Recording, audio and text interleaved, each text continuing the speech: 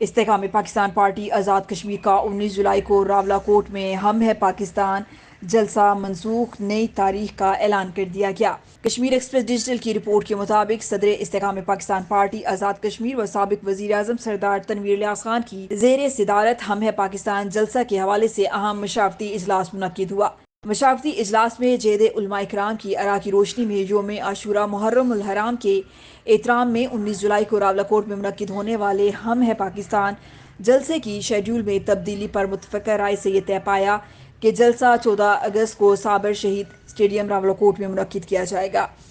شرکاء اجلاس نے سابق وزیر اعظم کو 14 اگست کے اس تاریخی دن پر مستقبل کے سیاسی لائحہ عمل کا مکمل اختیار بھی دے دیا۔ مشاورتی اجلاس میں مشیر حکومت سردار احمد صغیر، سابق معاون خصوصی سردار امتیاز شاہین، سابق معاون خصوصی برائے ہیلتھ ڈاکٹر سردار محمود، سابق political adviser Sardar Iftikhar Rashid, district councillor Mirza Waheed Baig, Sardar Iftikhar, سابق political secretary Sardar Shabrez Sabir, media coordinator Raja Qamar Uzzaman, سابق سٹاف آفیسر صدام نسیم، ترجمان آئی پی پی سردار مشل یونس سمیت دیگر رہنماؤں نے شرکت کی۔ بسم اللہ الرحمن الرحیم وصلی اللہ علی النبی الامی۔ میں اپنے تمام دیکھنے والے سننے والوں کے خدمت میں السلام علیکم کہوں گا۔ ہم نے 19 جولائی کا جلسہ اناؤنس کیا تھا پنچ کا ہیڈ کوارٹر راولہ کوٹ کے مقام پہ، جو خطہ ہے غازیوں کا، مجاہدوں کا، غیرت مندوں کا اور شہداء کے وارثوں کا۔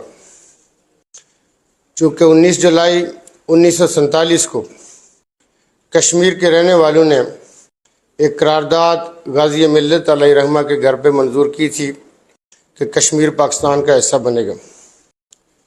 19 جولائی 2023 کو ہم نے راولہ کوٹ کے مقام پہ یہ کہا تھا کہ جو کشمیر کا حصہ آزاد ہوا، جو آزاد کشمیر ہے، یہ ریاست ہے پاکستان کی۔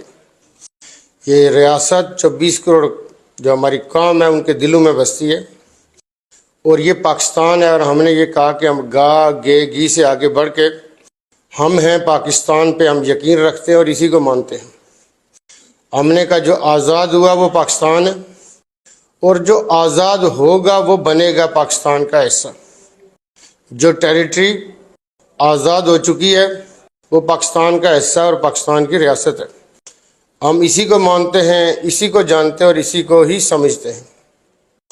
چونکہ اس دفعہ ماہ محرم الحرام کی جو عاشوراء ہے وہ 17 جولائی کو آ رہی ہے۔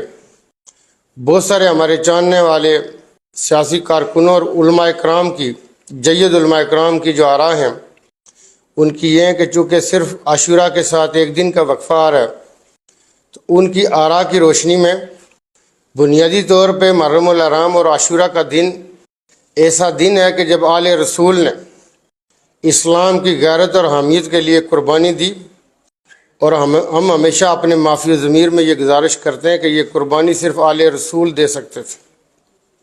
دوسرا دنیا میں ایسا کوئی پیدا نہیں ہوا، نہ کسی ماں نے ایسا جنا ہوگا جو امام حسین علیہ السلام کی طرز پہ ہو۔ یہ امام حسین کی سنت تھی کہ اس وقت سے لے کے آج تک ہر گلی محلے میں آپ کو کئی حسینی ملیں گے جو دین کی غیرت اور حامیت کے لیے خاندان قربان کرنے، جان دینے کے لیے تیار رہتے ہیں، جو بنیادی طور پہ کلمہ طیبہ لا الہ الا اللہ محمد رسول اللہ کی بنیادی اساس ہے۔